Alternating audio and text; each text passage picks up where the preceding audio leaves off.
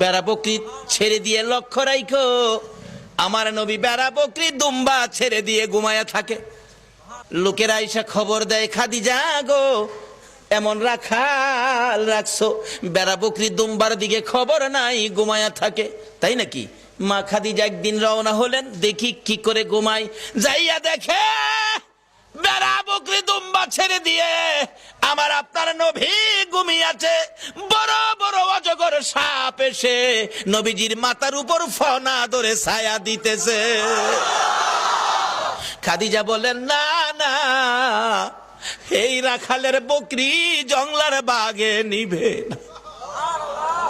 খাদিজা বাড়ির দিকে যায় আর ফিরা ফিরা চায়, এটা কেমন রাখাল রে? এই রাখাল তো সাধারণ কোনো মানুষ নয়। খাদিজা চিনে ফেলেছে। বেড়া বকরি দুম্বা নিয়ে বাড়িতে আসতে বলো আমার রাখালকে।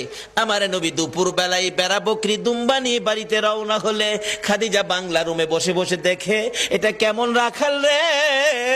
যে রাখাল রৌদ্রের মধ্যে আসতেছিল, আকাশের মেঘের টুকরা এসে রাখালের উপর ছায়া দেয়।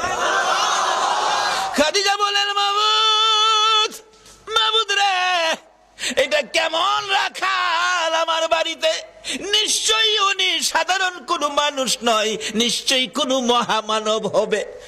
আসেন, আর বেড়া বকরি দুম্বা আপনাকে চড়াইতে হবে না, শুধু এই জায়গার মধ্যে 2 ঘন্টার ওয়াজ। এই জায়গায় কি ঘটনা ঘটেছে? আজকে এই নবীরে চিনি না, যারা চিনেছে তাদের জীবন ধন্য হয়ে